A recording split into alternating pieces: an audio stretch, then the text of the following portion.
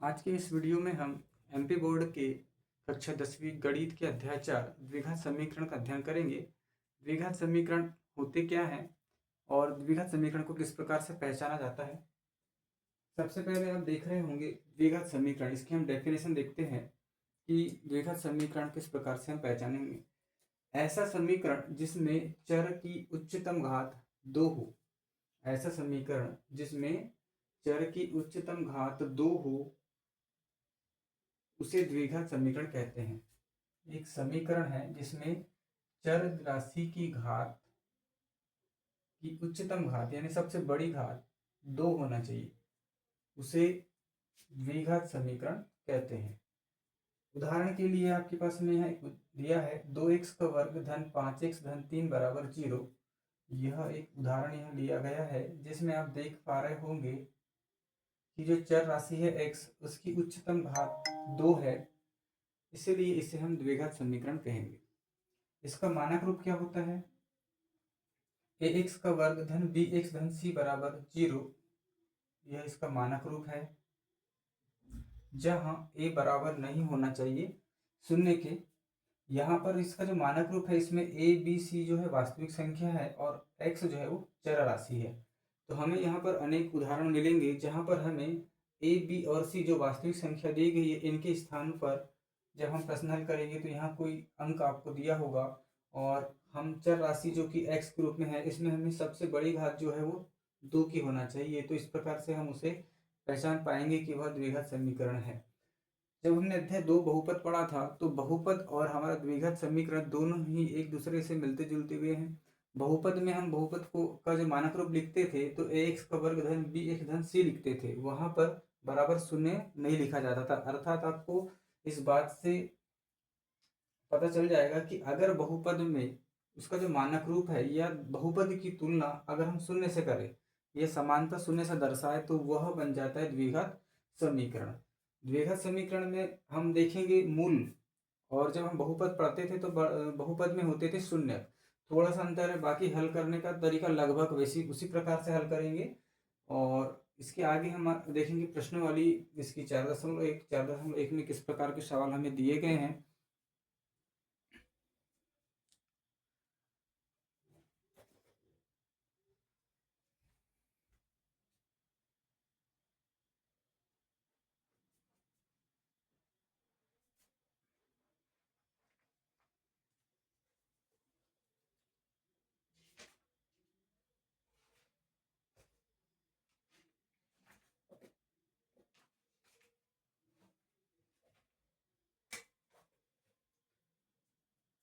प्रश्नावली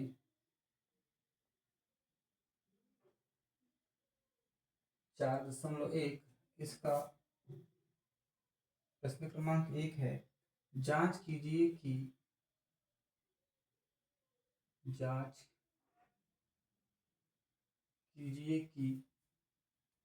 क्या निम्न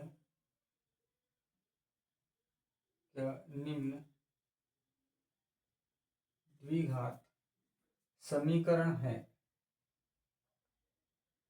निम्न द्विघात समीकरण है। यहाँ पर हमारे पास कुछ सवाल दिए गए हैं, हमें जांच करके बताना है कि वह द्विघात समीकरण है या नहीं है।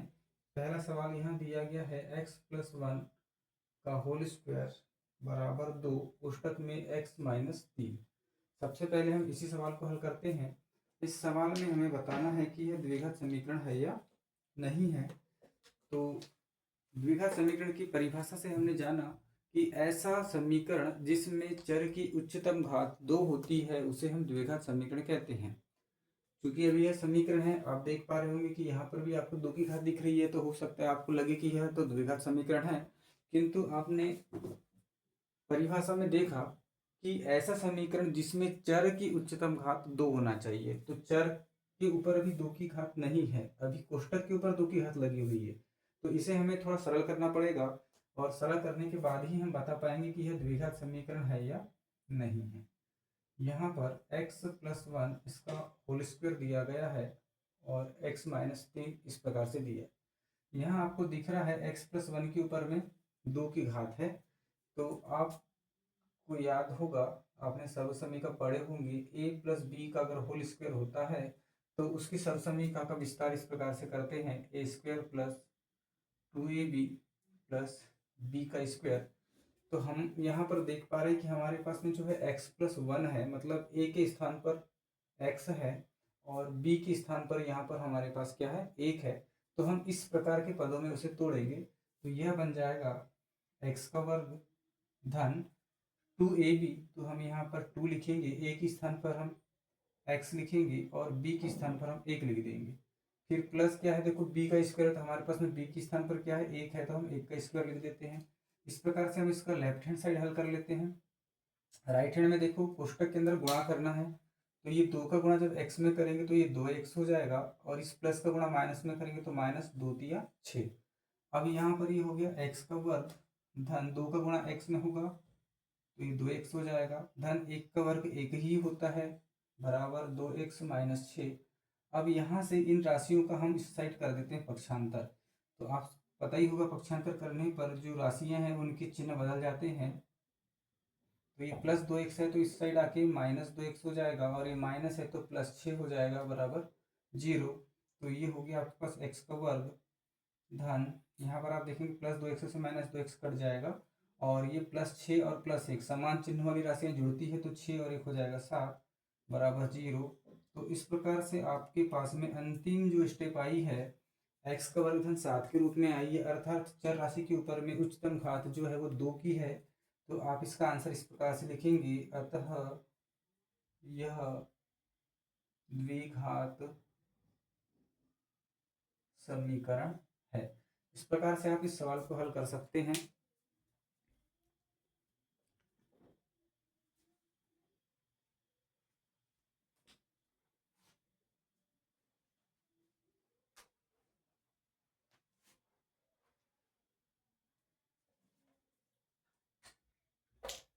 इसी का दूसरा सवाल दिया गया है, x का वर्ग माइनस 2x बराबर माइनस 2 कोष्टक में, और दूसरी कोष्टक में दिया है 3 माइनस x। यह सवाल 2023 में और 2024 में पूछा गया है। 2023 में जब ये आया था तो यह सवाल 2 अंक में पूछा गया था, और 2024 में जब यह सवाल आया है तो यह 3 अंकों में पूछा गया है। तो इस प्रकार से हम देखेंगे इस सवाल को।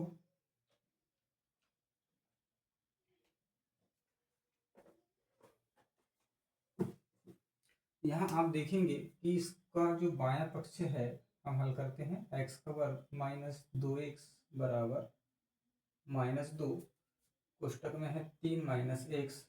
लेफ्ट हैंड साइड हल किया हुआ ही है, इसे हम और सरल नहीं कर सकते हैं, तो इसे कुछ करने की आवश्यकता नहीं है। x का वर्ग माइनस 2x बराबर, यहाँ हम हल कर सकते हैं क्योंकि दोनों जो पद है कोष्टक में दिए हैं गुणा कर लेंगे।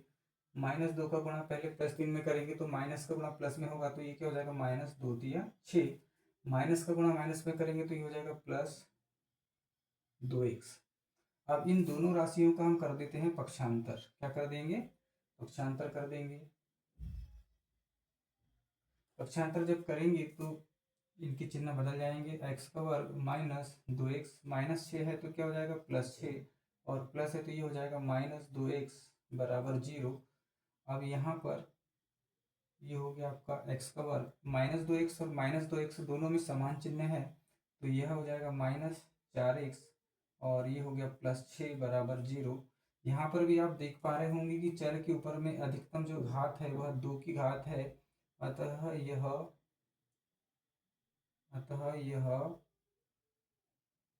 द्विघात समीकरण है। इस प्रकार से आप इसका दूसरा सवाल हल कर सकते हैं।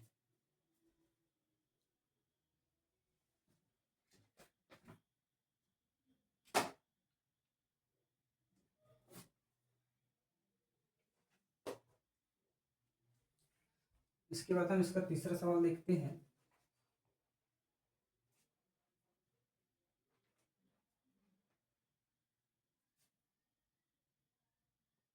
तीसरा सवाल दिया गया है x माइनस 2, दूसरी कोष्टक में दिया है x प्लस 1 बराबर, यहाँ पर पहली कोष्टक में x माइनस 1 और दूसरी कोष्टक में x प्लस 3 दिया गया है।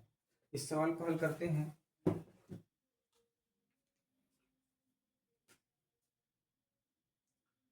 x minus two x plus one बराबर x minus one x plus three.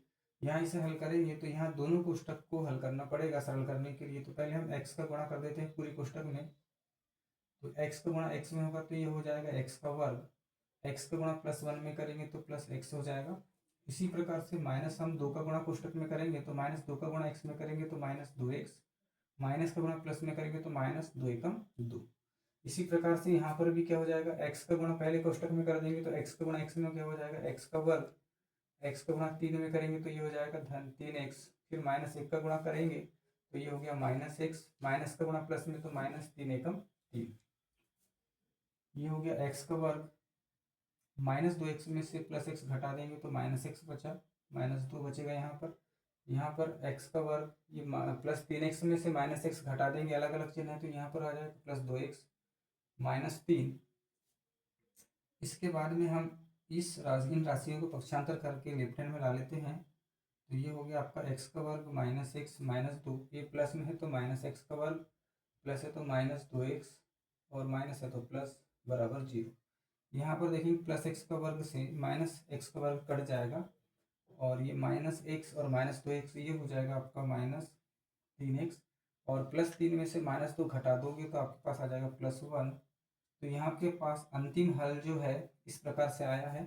चर के ऊपर में अधिकतम घात जो है वो एक की है, अर्थात यह द्विघात समीकरण नहीं है। तो नीचे हम आंसर लिखेंगे, अतः यह द्विघात समीकरण नहीं है। तो इस प्रकार से हम इसका प्रश्न क्रमांक 3 हल कर लेंगे। इसी प्रकार के महत्वपूर्ण सवालों के लिए हमारे YouTube channel maths with Ashish sir को सब्सक्राइब करें।